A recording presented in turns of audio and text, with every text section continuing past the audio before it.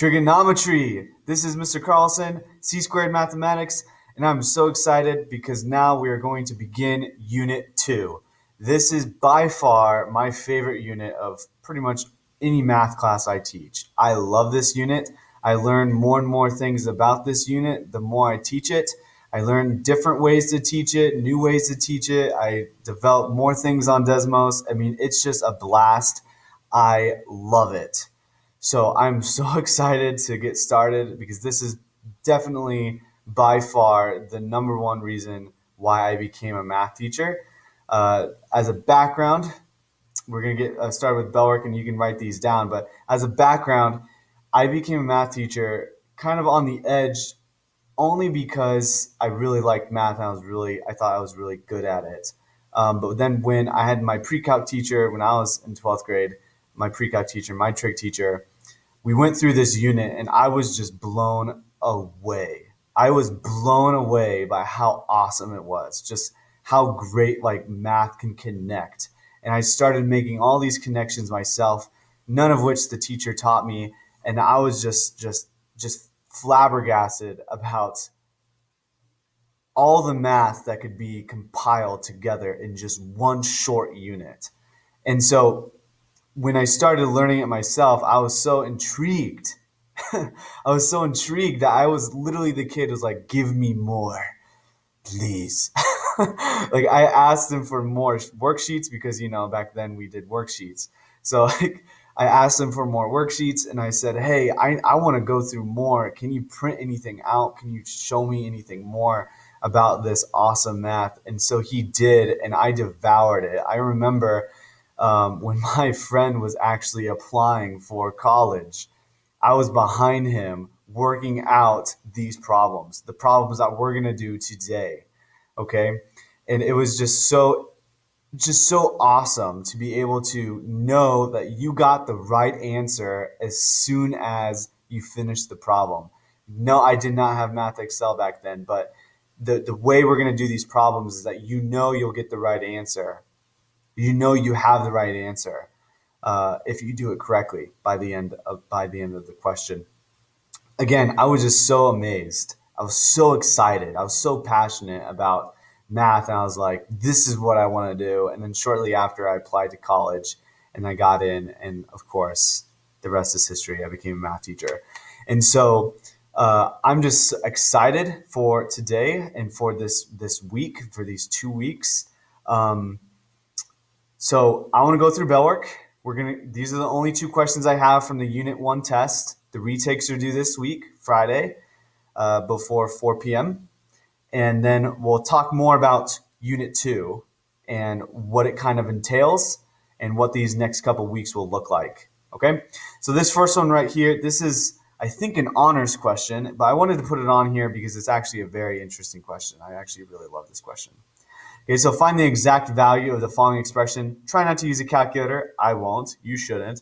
The average rate of change from f of x of 1 equals 7 pi over 4, x of 2, pi over 2. So how does this actually work? Well, first of all, I'm going to go over here and I'm going to write down my rate of change formula because this is the formula that we need to know in order to solve this problem.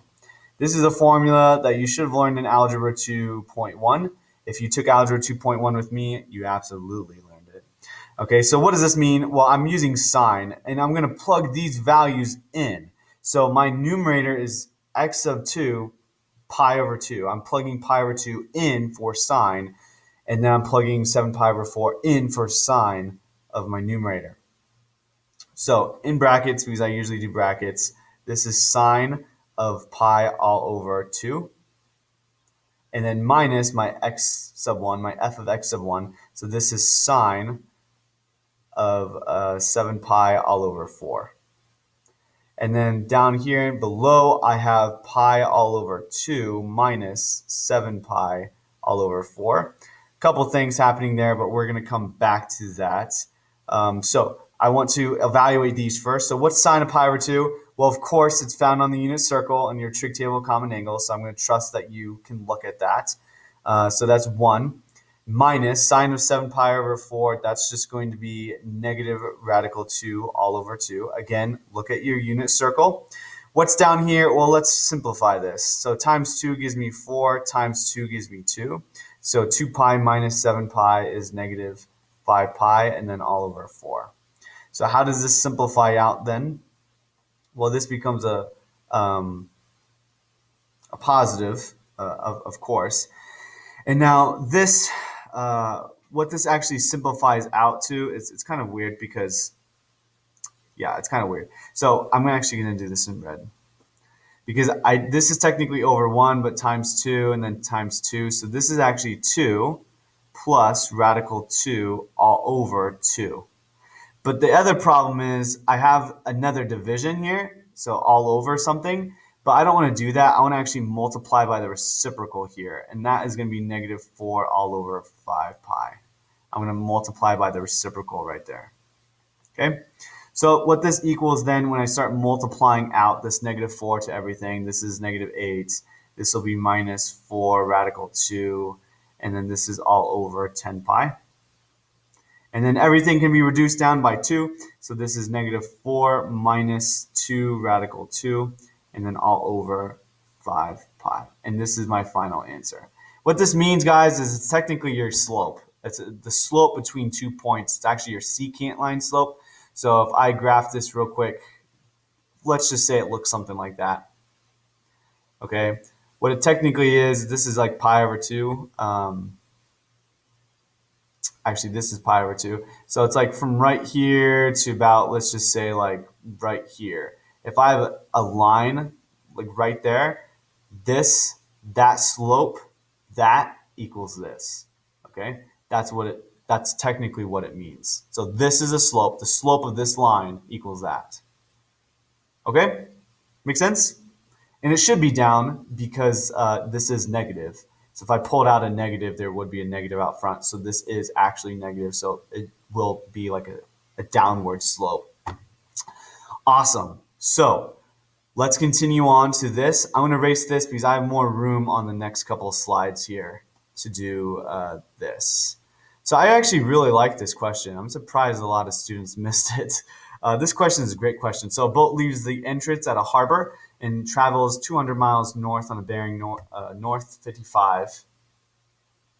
Travels 200 miles on a bearing north 55 degrees east.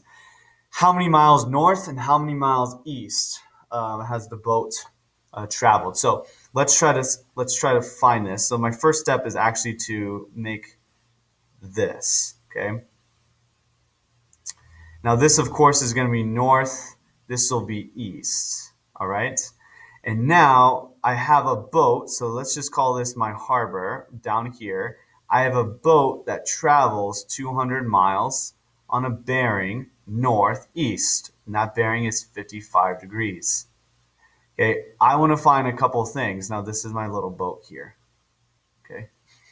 That's my little boat. I want to find a couple things. Number one, I want to find this. Okay, why? Like, what is that? Okay, I want to find that. Why do I want to find that? Because that's my why. Like, technically, this is what I want to do. I want to find how many miles did it go north and how many miles did it go east. So I also want to find this, which means I need to find that. And that is going to be 35 degrees. Okay, just subtract it from 90. And so now what I do is my first step, it doesn't really, well, this is like technically my second thing, but it doesn't really matter how I solve this, but the easiest way to solve it is using, if I want to solve for my y here first, what I want to do is use cosine, because if I want to know this, and this is 200 miles, sorry, this is 200 miles right here. If I have my hypotenuse and I have the adjacent, then I'm going to obviously use cosine. So this is cosine of y equals my adjacent, or sorry, cosine of 55, wow. Cosine of 55 degrees equals my adjacent all over my hypotenuse, which is 200. So now I just have 200 and then times cosine of 55 degrees equals y, which I am sure you guys know how to do on the calculator, and then you will get something around the lines of 114.72 miles. Okay, you'll get something like that. All right, So that's the first thing. The second thing is wanting to find how many miles east right here. So my x. So I do cosine again. Cosine not of 55, but of 35. My adjacent, which is x, and then 200. And after looking at it, you're like, oh my gosh, are you for real? That's like seriously it. Yes, it is literally that simple. So x equals, when you solve this in the calculator, 163.83 miles. So this is what I have. So those are the two answers, and that's how you solve the problem. And so maybe some of you thought it was going to be a lot more difficult than this. Do not fear, because that's all it is. Okay, so when you want to retake that test, you need to email me, and then I can open it up for you, and it's due Friday by 4 p.m. Okay, so let's erase this. It's a rather fun question. I really like that question. Awesome. So verifying trig identities. Verifying trig identities. Like I said, it's probably my favorite math lesson. I don't know if it's my favorite, but it's one of my favorite math lessons of all time. I love this. I remember it so vividly in my class when I first taught. When I first taught it, I was so ecstatic. But when I was first taught it as a student, I was so ecstatic. I was so happy that I was learning. I know I'm so weird. But I have to give a word of caution, and here's the word of caution. Traditionally, students have looked at this unit as really, really awful. It is 2 weeks long, and it is boom, boom, boom. Like, for instance, we have 5 lessons this week, and it is go, go, go. It is very just punchy, and it is very difficult.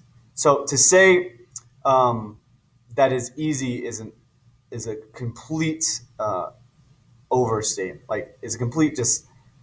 It's not true. It's not easy. Let's just say that it's very hard, guys. This unit is extremely hard. It is probably one of the hardest units of math that I teach. Now, I've taught it for a long time. I've taught it for a while. I'm really good at it, and I really love it. So for me, it's fun week. But students often have a different adjective for describing this week, and you can use your imagination. I won't say it, but they have a different adjective to describe these couple of weeks. And I think that's a shame, because I love this week. I love the 2 weeks of trig right here for unit 2. But this is the hardest unit. So by all means, if you feel like it's easy after you kind of go through it, if you feel like it's simple and pretty straightforward, then I think I've done my job very well.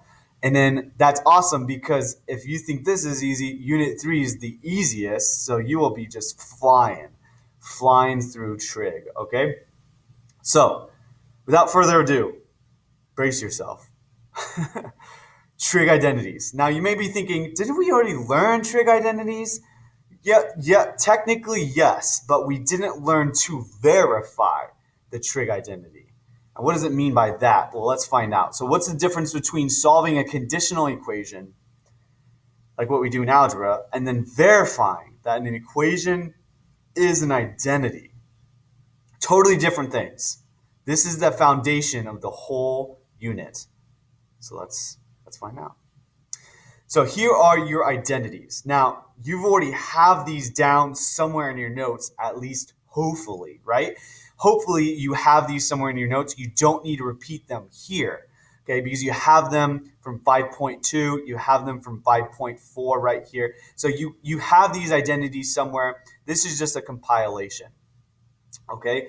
So if you would like to take a screenshot, if you'd like to kind of put them all together, by all means, pause the video, rewrite them, because the more you write them, the more you know them, and you are going to be doing them a lot. Like, if you don't have these somewhat memorized just by sheer practice after this lesson and after you do your homework, then I would be thoroughly surprised. Like, that's impressive. I never necessarily sat down and memorized these guys. They just naturally came to me because I had to use them so many times that now I just know them. Okay, just like the quadratic formula, just like the Pythagorean theorem. We don't necessarily sit down and memorize it.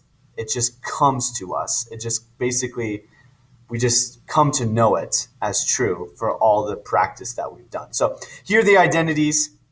We've already learned them all. Now, here's the thing. When proving identities, do I have to write the variable associated with trigonometric functions? And you may be thinking, wait, we're proving things?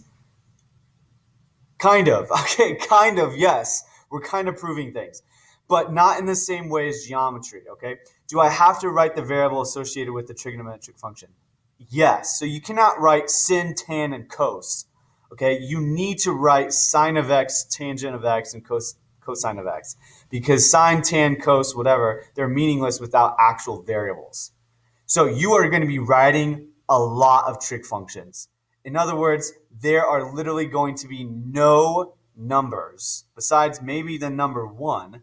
Okay, no numbers at all in this whole entire lesson. No numbers at all, just trig functions. And that's the beauty. That's the beauty of it. Okay, so let's kind of go through the steps and guidelines. I'm going to not follow these steps completely accurately all the way through. Sometimes I will deviate from it. But first of all, the number one guideline is this: work with each side of the equation independently from the other. I would highly encourage you to write at least most of these down, by the way.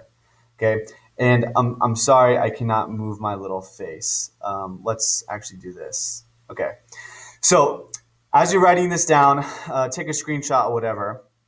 Work with each side of the equation independently of the other. So that means you want to pick one side or the other. I know in conditional equations in algebra, what we do is we take one side, and what we do to one side, we must do to the other, right? So what we subtract on one side, we must subtract to the other, right? That is not going to be what we're going to be doing here. That's not okay. You cannot do that. There's only one instance in which you can do that, and I will show you that on the last example. But the vast majority of these, I want you to work on one side. I cannot stress that enough. Work on one side. That is it. Okay? Start with the more complicated side because we're awesome. Okay? And it often brings different sorts of solutions when you start on the more complicated side rather than the simpler side. And then transform it into a step-by-step fashion until it looks something like the other side. So what did I do here? I literally just read this first one. And this is literally the whole goal of what we call verifying trig identities. It is that. Okay, this first step. Now you're going to analyze the identity and look for opportunities to apply fundamental identities. This is what I mean by it's a puzzle. Literally, if you play any game, if you play Skyrim, Assassin's Creed, God of War, Uncharted, COD, Zombies, or whatever, or you just play Monopoly, or you just play Exploding Kittens, or Unstable Unicorns, or whatever, no matter what you guys play, you have to follow the rules of the game, right? Yes? And get this, every single time you play a game, it is what we call a puzzle. Okay? Even Skyrim, okay, God of War, I don't know. Just any sports game that you even play is a puzzle because you're trying to analytically think about opportunities in which to apply your skills. Is it not? You're trying to think about outside the box to get the trophies and everything, to think of new ways I can score that goal, or new ways that I can maybe get the free money out of Monopoly, new ways that I can maybe, explode this person and sabotage them in Exploding Kittens. Okay, you're trying to think of it like a puzzle, and literally, guys, it's nothing new here. It's the exact same thing. You're looking for opportunities to work, to apply things. So here's some of the techniques. First, the technique is rewrite the more complicated side in terms of sines and cosines. That is an awesome technique. Okay, because sine and cosine is kind of like the fundamental trig functions. And so all trig functions sort of relate to sine and cosine in one way, shape, or form or the other. So it kind of gives us a bridge to how we ought to solve these. Factor out the greatest common factor. Okay, this is another technique that's awesome that we're going to be using. Separate the single term quotient into two terms. So if I have a plus b all over c, I can separate that and saying a all over c plus b all over c. Or vice versa, if I have a subtraction here. Or what I could do is take this and then I can maneuver it back into that. So I could go back and forth, flip-flop it. Okay, that's another technique. Combine fractional expressions, sort of like what I said here, using the least common denominator. This is exactly what I said. That's the least common denominator. Or the common denominator at least. So I put them together and form into a solid fraction. And last, I want to multiply the numerator and denominator by what we call a binomial factor. Those will only be maybe 2 or 3 examples that we'll have down here, but they're very hard to, not complete, but hard to recognize. Okay, so hopefully I'll help you recognize that. And then last, don't be afraid to stop and start over again. How many times are we afraid to just, completely, all right, stop everything and do it over again? Oh my gosh. I remember when I was a senior in high school, I didn't even know, I was just trying things on these problems. And many times I was wrong, okay? Many times I was wrong and I had to completely erase, scribble everything and get a whole new scratch of paper and just do it all over again and try something new. That's what a puzzle is, okay? So creative puzzle solvers know that strategies leading to dead ends often provide good problem-solving ideas.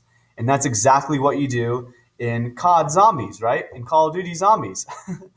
Well, obviously, that gun doesn't work or that gun's not effective, so let me use the ray gun instead, or the Wonder Waffle. I think that's what it's called. Let me use the freeze gun. Or in a sport, obviously juking that person out, that player doesn't work anymore. So the coach has to think of something different to get into the end goal, the touchdown, or to get into the goal. Or obviously we can't spike against that opponent. So what if we kind of mix it up a little bit so that they don't see it? You know what I'm doing here? I'm doing puzzles. That's what I'm doing. So let's erase, and I hope I've convinced you. That this is a puzzle, okay? It is a puzzle, and I want you to have fun because I know I will, okay? All right, here's our first example. Oh, I'm so excited. Okay, secant of x times cotangent of x equals cosecant of x. Now, what I want to do is change sines to cosines and verify an identity. So, first things first, I want to try to work with the most difficult side, and that seems to be the left side. You don't always have to do that, but it's often the case. You want to try to work with the most difficult side. I'm not going to subtract anything over here. So what's going to happen is I'm going to draw a line, and what I want to do is try to equal the left side to the right side. I'm not going to subtract anything. I'm not going to divide anything. I want to, as much as possible, to make the left side equal the right side as much as possible. So how do I do that? Well, there's a couple ways. Well, I look at cosecant, and I'm like, okay, well, that's an identity, right? That identity is 1 all over cosine. Now, remember, it's easier to work with cosine and sines. Well, cotangent. Okay, what's that identity? Well, that is not sine. That is cosine. These cos come first. Cosine all over sine. Okay. Now, the reason why I remember that cotangent is cosine all over sine is because it's co and then co right away. Whereas tangent of x equals sine all over cosine. So to me, it just helps me remember cotangent equals co, so it's co, and then sine, right? Like my name, Coco. So it's co, and then sine all over. Hopefully that helps you remember cotangent. Now, what happens here? Well, the cosines go poofy, and now what I'm left with is 1 all over sine, which, oh my gosh, it is cosecant of x. So what did we just do? What we did was prove. Now, this is what we call an end of proof, like a little box. Okay, it could be a heart. It could be a smiley face. Dude, it could be a unicorn, okay? It could be an amazing unicorn. It doesn't matter. But oftentimes, I'll write a box, smiley face. My college professor put a heart because she was awesome. It could be, a face. It doesn't matter. It's just the end of proof. So what we did was we technically verified that secant of x times cotangent of x does in fact actually equal cosine of x. That's what we verified. You could technically check this graphically. I'm not going to do that because that ruins the fun. Okay, but that's how congratulations, you solved your first verifying identities problem. Isn't that amazing? So looking for a substitution, because that's all it is. Substitution all day, every day. All right, what about this one? Sine of x times tangent of x plus cosine of x equals secant. So this one looks a little bit naughty, meaning really big. So I'm going to work with the left side again because that's the more complicated side. So now let's think. Okay, well, that's tangent, so let's just play around with it. What if we do it like this? And I do mean play around with it. What if we just kind of maneuver and just kind of change things? So that's what that equals. And then this is cosine of x. Okay, well, what happens here? Let's think. What if we combine? So what if, because this is all over 1, what if we combine terms? So what if we combine these terms? So let's make this times cosine. So that means we have to times cosine here, right? So now what my new one is, sine times sine is sine squared x all over cosine. And then plus, this is cosine times sine, so cosine squared x all over cosine. And oh my gosh, look at that. So now let's combine them. So now what I have is sine squared x plus cosine squared x all over cosine. And holy junk, watch. Look at this. What is this? What is that?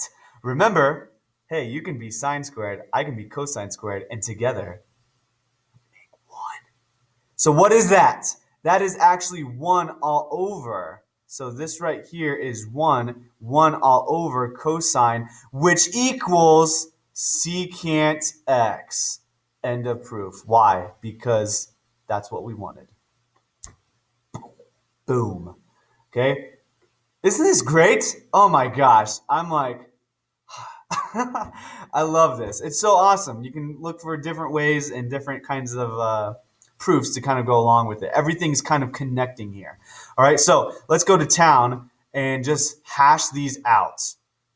I'm going to give you a second. See if you can actually figure these out. On the other checkpoints, I'm not actually going to show you. I'm just going to leave it up to you. But this one, I will actually show you how to get to the answers. So pause the video, and then when you get back, I'll have the answers there posted for you. See if you can get the right side. See if you can get it. Awesome. This is what I have so far.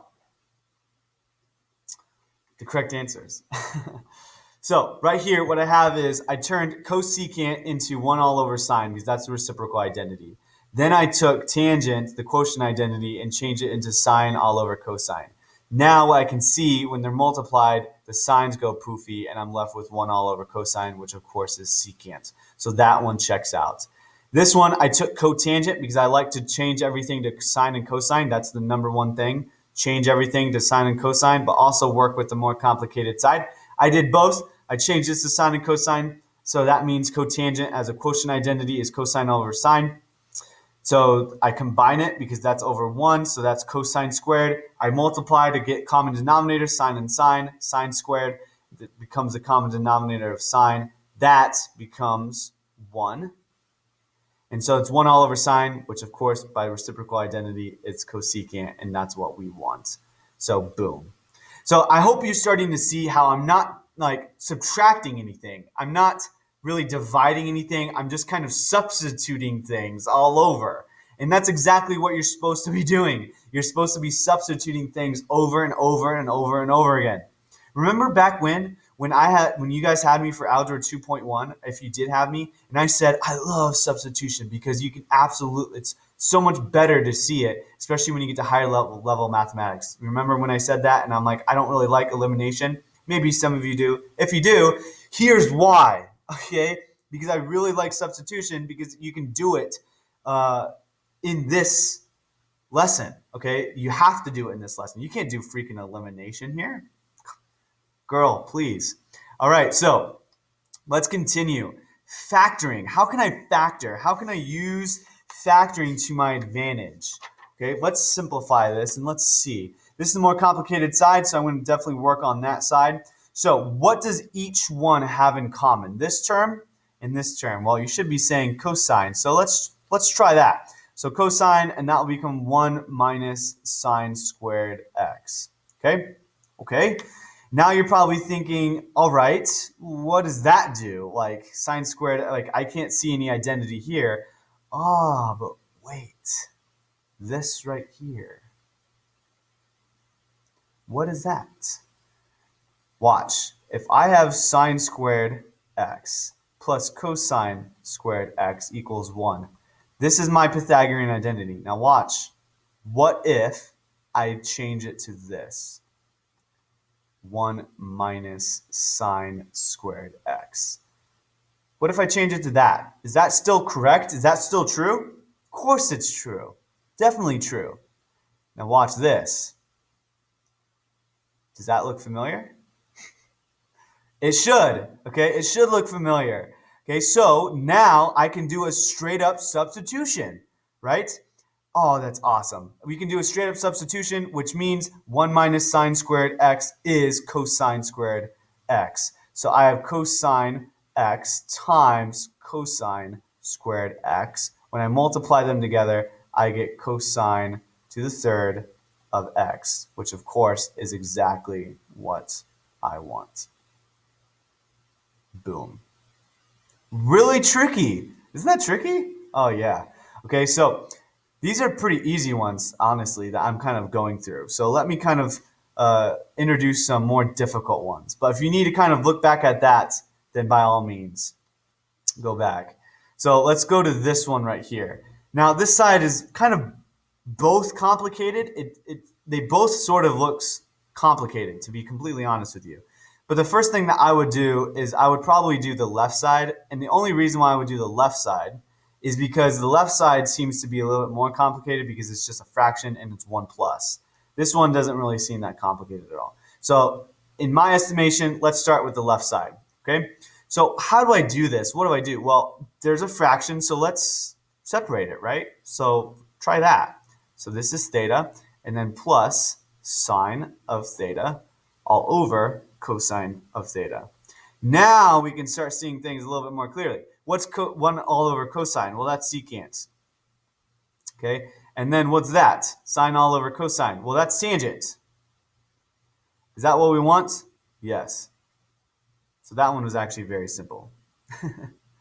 So that is actually tangent. Okay, so not bad, right? We're using a couple of different techniques here. We're using sine and cosine techniques, so quotient identity. We're using reciprocal identity, and we're also separating the fractions and then simplifying them down. So a lot of different things that we're doing here. Okay, awesome. Let's continue.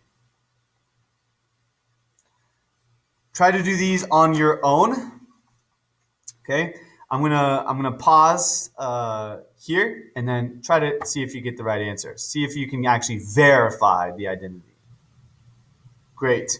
So these are the answers. I want to factor the first one for checkpoint 3. I'm going to factor this. And so now what I do is I take a sine out, and that's what I have, 1 minus cosine squared x. Now 1 minus cosine squared x is sine squared x because if I look at my Pythagorean identity here, all I have to do is subtract that cosine squared x over, and then I get sine squared x equals that. So I substitute that in, sine squared x right here. And then, of course, when multiplied together, because that's an exponent of 1, that's an exponent of 2, makes 3.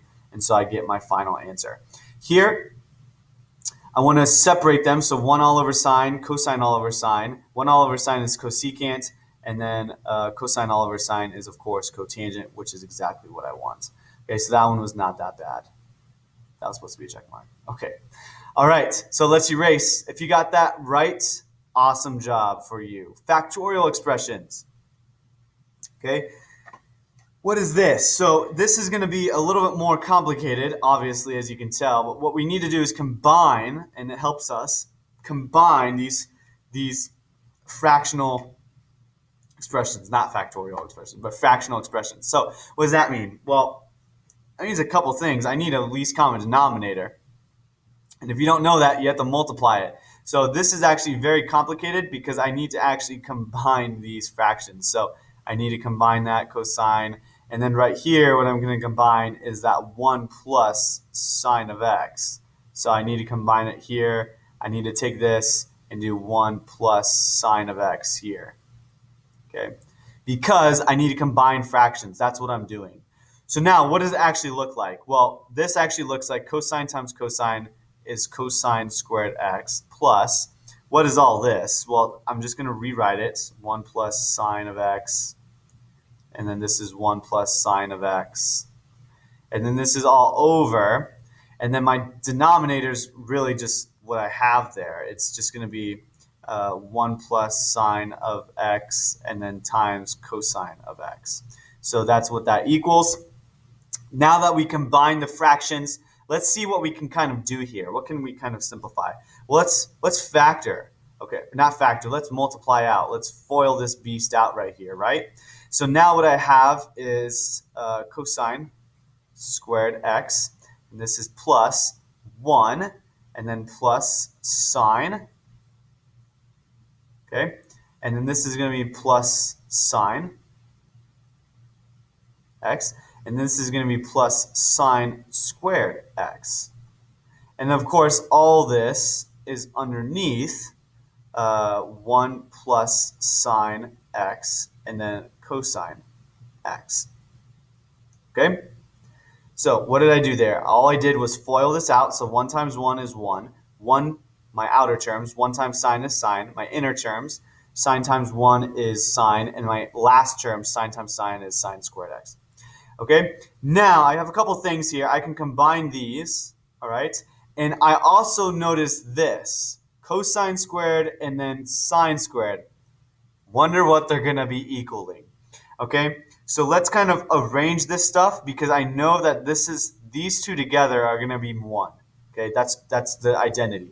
So I know that this is going to be 1, and then I have a plus 1 right here, and then I have a plus, and I'm going to combine these two. So 2 and then sine x. Okay, and this is going to be all over, of course, the same exact denominator. So 1 plus sine of x, and then times, whoa, wow, what happened here? Holy junk. Let's erase that junk. So sine of x, and then times cosine of x. Okay, now I'm going to kind of finish it up here, but remember, when I finish it up here, we still want to equal this. That's my goal. I want to try to get 2 secant x. That's my goal. Okay, so I'm still on the left side here.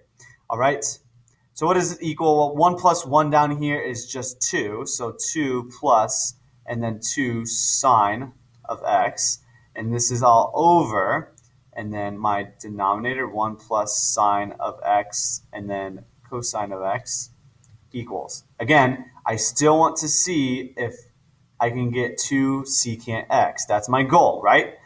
So what can I do here? Well, I can factor out a 2, right? So I can factor out a 2. And so now that becomes 1 plus sine of x.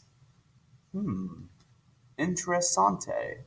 And this is all over. You start to see it? Are you seeing it? 1 plus sine of x and then cosine of x.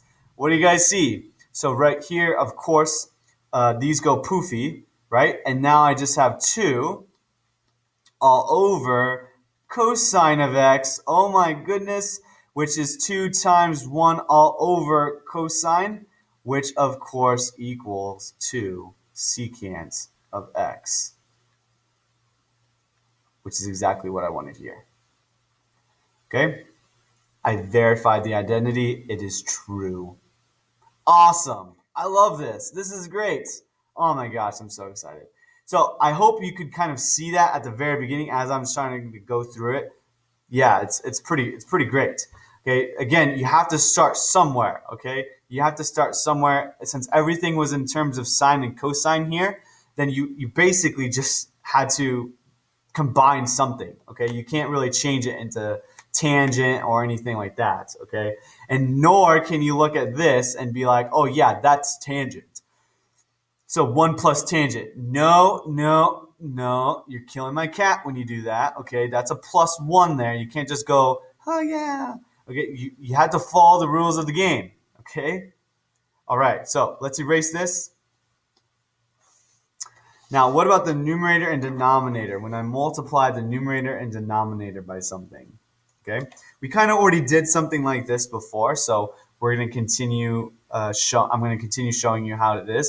It doesn't really matter which side you work with. I mean, seriously, which side do you guys want to do? I mean, I like doing the left side. I've been doing the left side for a while, I guess, so I might as well keep with it. It doesn't really matter. You can multiply by sine and sine and try to figure out something there, or you can do what I'm going to do and multiply this by the bottom. So I have sine of x. I'm going to multiply this by the denominator. And so what I have in the denominator is 1 plus cosine of x, and then, of course, times something else. Now, let me, I want a little bit more room, so maybe I'll do the equal sign. Okay, actually, hold on. Let me erase this, because I actually made one mistake. Here's the thing that I want to multiply by, 1 and then cosine. And here's why it's so hard. This question is very difficult, because what you're trying to do is multiply by the numerator and denominator by the same factor to verify an identity. Now, I'm not going to do plus here, because that would kind of make it unnecessarily big. But what if I multiplied by what we call the conjugate? And by the conjugate, what I mean by that is I see this, I want to multiply by the same thing, but not the same thing. And that not the same thing, I mean negative. So I want to multiply by what I call the conjugate, because what happens here is that my numerator, yes, it kind of expands a little bit because I'm going to multiply and distribute out. But this denominator here, I actually start to eliminate certain things, make it a little bit more simplified. So I'm going to show you what that means here. So let's start with the numerator here. Sine times 1 is just sine of x. Sine times negative cosine is just negative sine and then cosine. Okay, that doesn't really do much. But let's see what the denominator does. My denominator, now when I multiply this through, guys, remember, I'm only really care about the first and the last term. Why? Because if you remember from algebra 2.2 and 2.1, when we multiplied by what we call the complex conjugate or the radical conjugate, I do this negative trick here. When that's a positive, I do that negative trick here so that I can eliminate the outer and then the inner terms of FOIL. So now I only want to do the first term and the last term instead of the inner and the outer terms. Now, if that made no sense to you, if you're like, what? That's okay. I'm going to multiply it all out just in case. I'm going to show you exactly what I mean. So 1 times 1 is 1. 1 times negative cosine is negative cosine. Cosine times 1 is positive cosine. And then cosine times cosine with a negative is negative cosine squared x. What do I mean here? This is what I mean. They go poofy. What is that? This is my f in FOIL. That's my outer term in FOIL. That's my inner term in FOIL. That's my L term in FOIL. What I meant was this. I already know that the O and the I are going to go poofy. So why do I need to waste my time multiplying it when I could just do my first and my last term like such? Because that's all that's going to equal. That's what I was talking about. And you're like, oh, yeah, that makes sense. Yeah, I'm great. I'm glad. That's great. So now what do I have here? This equals sine of x minus sine of x and then cosine of x all over, and this is 1 minus cosine of cosine squared x. Now I'm going to move it all the way up here, but remember, we want to equal this. That's what we want to equal. So we need to make sure we equal that at the end. Okay, still working on the left side here. Now, what is 1 minus cosine squared x? You should be very familiar with that by now. It is the Pythagorean identity, but it's not exactly the Pythagorean identity. It is the identity, but just manipulated a little bit. So this right here in blue, actually let's do purple. That right there actually equals sine squared x, okay? So that equals sine squared x right here. Remember, if I have my Pythagorean identity, like that, I can subtract cosine all over. So I can get sine squared x and then equals 1 minus cosine squared x, which is exactly what I want. So now you see 1 minus cosine squared x is sine squared x. Okay, now what happens? Well, what happens is something amazing. Okay, so these actually go poofy. So I have two sines here. So I can actually write this out as such. Let me write this out as such, actually. Man, I should have changed. I wanted to go poofy with my markers, but now I can't because I'm using the exact same marker. What a waste. All right, so now what happens is, well, a couple of things happen, okay? Notice I can't just go poofy, poofy, poofy, and I'm just left with cosine, okay? I can't do that. But what's going to happen is I'm going to actually factor out this sine, okay? I'm going to factor out that sine, okay? Factor out that sine. And what's going to be is 1 minus cosine, okay? 1 minus cosine. That's what it's going to be left with. And then this is going to be sine of x, and then times sine of x. What happens to the sine of x's? They go poofy, of course. Okay, now I'm going to use that color. They go poofy, and so now what I'm left with, 1 minus cosine of x all over sine of x. Is that what we wanted? Is that what we wanted? That is exactly what we wanted. Okay, so that means it checks out. Boom. Okay, so that one was a little bit more complicated, but it's fun, right? Like, I think it's fun. So we have a lot more to go. No, probably like 2 more. I have a lot more practice ones, but I won't go through them for the sake of time. So let's go through some checkpoints, see if you can actually do them yourself. So let's see if you can do them yourself. I'm not actually going to give you the answers here. So feel free to just pause the video, copy them down, and then start to see if you can do it yourself by following the other examples, example 5 and example 6. But I'm not going to give you the answers because it's very straightforward. At least it should be at this point, okay? So let's just move on. Let's go to example 7, and then we're going to go through example 8, and then one last checkpoint, and then we're going to be done. So this one's a little bit interesting because it is negatives, okay? It has a negative inside the function here. But that's okay because that right there, that's still an odd identity. Okay, that's an even and odd identity. And so what does that mean? Well, first of all, I'm going to actually, simplify it. So this is tangent. This is sine is an odd function, which means when I put a negative in it, I get a negative out. So if I get a negative out, that negative plus another negative is going to be a positive. That negative times another negative is going to be a positive.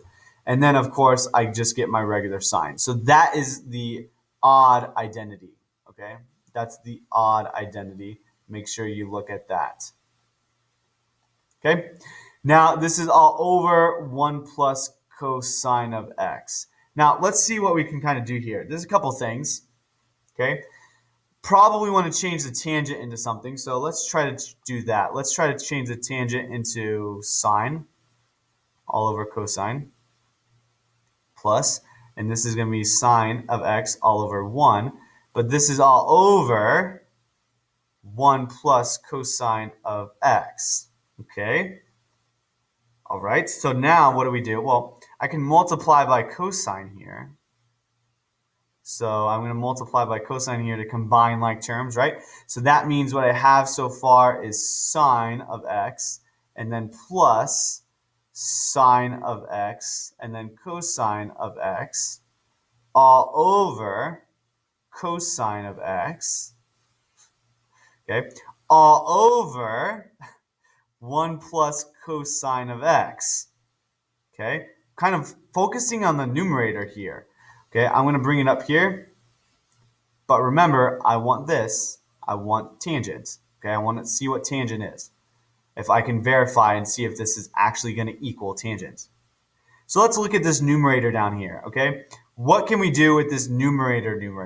The numerator of the numerator. Well, they have sine in both terms, right? Sine and sine of cosine. So I can factor out a sine. So let's do that. So I'm going to factor out a sine here.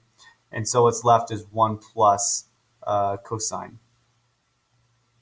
Okay? And this is all over cosine. And then this is all over 1 plus cosine.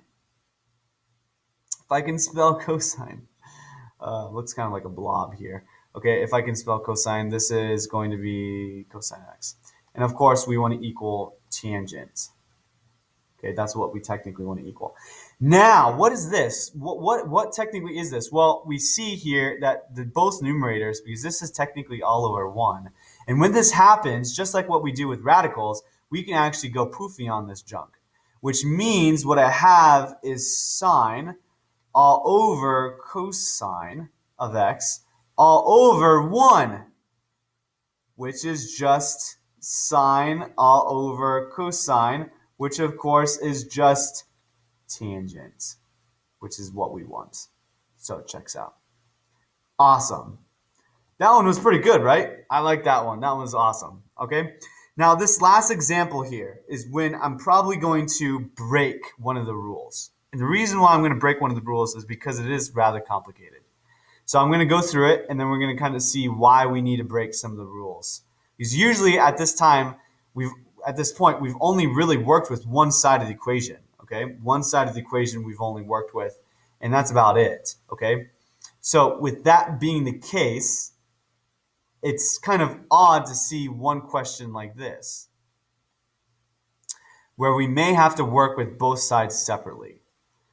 And I'll show you why that's the case. So when I look at this, let's combine these terms. Like let's actually combine them, which means I need to multiply this by 1 minus cosine. I need to multiply this by 1 plus cosine, and then I also need to do the top to the same.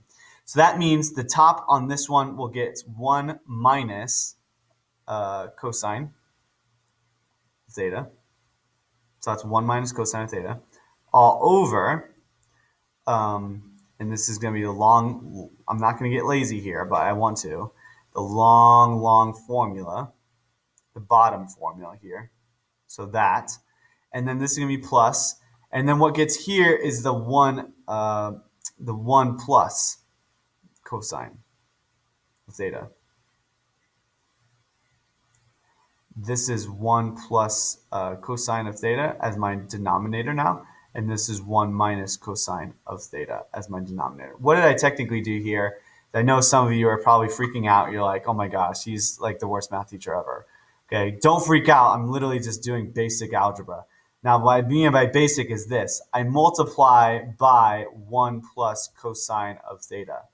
Okay, but what I do to the bottom here, I must do to the top. And that it's really hard to show that. Like that's the thing. It's really hard to show this, and it's really sloppy. That's why I don't want to show it.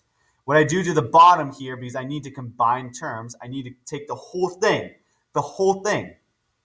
and multiply it, okay, with both of these terms. That's why I have to put them in parentheses, and that's what it just looks sloppy. And then I do the same thing here, 1 minus cosine of theta. And then same thing here, 1 minus cosine of theta on the denominator. So that's why I get the common denominators here, but that's also why I get 1 minus cosine up top and then 1 plus cosine right there. So I'm actually going to erase this at least on the right side so I have enough room to work here and it's not bothering me. But I guess what I do to one side, I must do to the other. All right, so now what do I have? Well, I have common denominators now, so now I can just add them. So when I add them, I have 1 and then minus cosine of theta. And then this is going to be plus 1 plus cosine of theta. And this is all over my denominator, my common denominator, 1 plus cosine of theta. And then 1 minus cosine of theta. What happens to the cosines? I mean, clearly they go poofy. What happens to the ones? They become 2. So this has become 2 all over. This is 2 all over. And then we can probably factor this out, which I will actually. Okay, I will factor this out. Foil it out. I'm going to foil this out. But remember, I only really care about the first and last terms because this is a conjugate. 1 plus cosine, 1 minus cosine. It's a conjugate, which means I only care about the first term. So 1 times 1 is 1. Cosine times negative cosine is 1 minus cosine squared. So you may be thinking like, not x, theta. You may be thinking, well, isn't that sine? This is sine. I can do sine. That's sine squared. theta. Yes, it's true. It's sine squared theta, but I don't know how you could get there from there. Like, how can you eliminate this? Now, we could continue. Now, watch. We can continue and say, let's just say we do say it's 2. Oh my gosh. I'm just a mess here. Let's just erase all this. I'm not going to continue with this, but what if we continue to the left side and we said that, okay, this was 2 all over sine squared theta. What would that give us? Like, how can I get from here to there? Do you see that? Like, how can I get from sine squared theta? Even if we did do that, how can I get from sine squared theta to cotangent? I mean, seriously, like, how is that even possible? So I could do, 2 cosecant squared theta, okay? And then cosecant squared theta is our actual Pythagorean identity, okay? It is a Pythagorean identity. So maybe we can try that. What that identity here, okay? What this identity is right here is going to be the other identity. So I'm going to put this up on the top. This other identity right here is 1 plus cotangent squared theta equals, ooh, this is nice, squared theta. This is really great. Oh my gosh. I see it. It's going to work. Holy crap. So this is why I love this, because, guys, I solved it completely differently when I actually did follow with the textbook. I worked with both sides separately, but this is great. The textbook doesn't even show this. This works even if you don't work on the other side. Wow, that's awesome, because what I was originally going to show you is, hey, there's probably not enough, I guess, substitutions that we can make to equal the right side here. But I think we can. I think there is enough substitution. I'm doing it right now. This is the first time I've done it right here, and this is awesome. So what that tells me is that you can pretty much always work with one side. Now let's just finish it off. Okay, let's actually try to equal 2 plus 2 cotangent squared theta. Wow, that's great.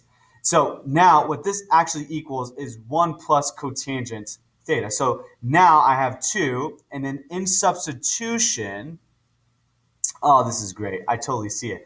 1 plus cotangent theta, right? You see it? Oh my gosh, that's awesome.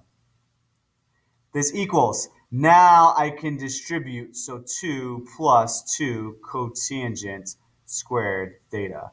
That, of course, equals the right side. That's awesome, man. So, yeah, like I said, the book actually wants you. I got this straight up from the book, guys. They wanted you to work with both sides separately. And I was like, really? I mean, there's no other way? And I guess when I was just recording it here, I was like, 1 minus cosine, that's definitely sine. Let's just play around with it. And so I actually diverged from my key right here. Okay, I diverged from my key, and I actually just started playing around with it, and we get the right answer, which is awesome. Like, I love that. That's so great. Oh my gosh. And now it's recorded. Okay, my excitement is recorded. So, no, you don't need to work with both sides. Yeah, screw that. You can go all the way down and start going to town on this. That is fantastic. Okay, so pause the video. Try to get all that down. If you got all that down, let's erase. Here is the checkpoints. For the sake of time, I'm actually not going to go through the checkpoints, but that's okay. I encourage you to actually go through it yourself. See if you can actually do it. See if you can actually do this chapter, checkpoint 8 right here. Try to do it maybe with working with both sides. If you're like, I don't know what that means, then don't do it at all. But get down as much as possible, and then try to equal the 2 plus 2 tangent squared theta. See if you can do it. And this, of course, is an odd function that's an even function. Whew, that was tricky. This is an even function right here. Cosecant is an even function, so that would make it into a positive. So secant plus cosecant x. Okay, that's what that numerator would be. So try it out yourself. You never know how well or good you are at this unless you actually try it out yourself. Okay? What did we learn? We learned one thing, and one important thing, and I'm so happy to had this lesson. I mean, man, I really hope you guys ask questions because I kind of want to learn about verifying trig identities more in your homework. I just want to practice some. But yeah, we just learned how to use the fundamental trig identities to verify the identities. Okay. Retakes are due this week. We will have a homework quiz on this tomorrow. And just remember that trigonometry is an amazing math, an amazing topic of math. And so if you're still struggling with it today, then that's okay. I hope it gets better because this week I think it's fun and I hope it will be remaining fun. I hope it will be kind of help you up on your toes, like keep you on the edge a little bit, but in a good way. Okay. But guys, this is awesome. I'm Mr. Carlson. This is C Squared Mathematics. If you have any questions or anything at all, just comment below. Be sure to like and subscribe. Make good choices.